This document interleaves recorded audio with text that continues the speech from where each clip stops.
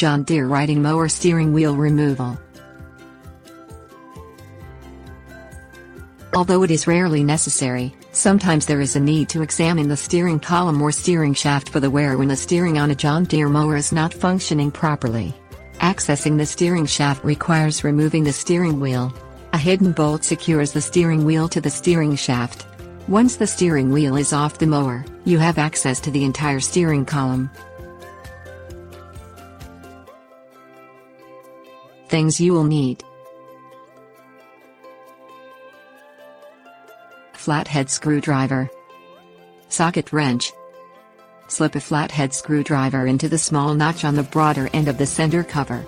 The center cover is where the three spokes of the steering wheel meet. Use the screwdriver to pry the cover off the steering wheel.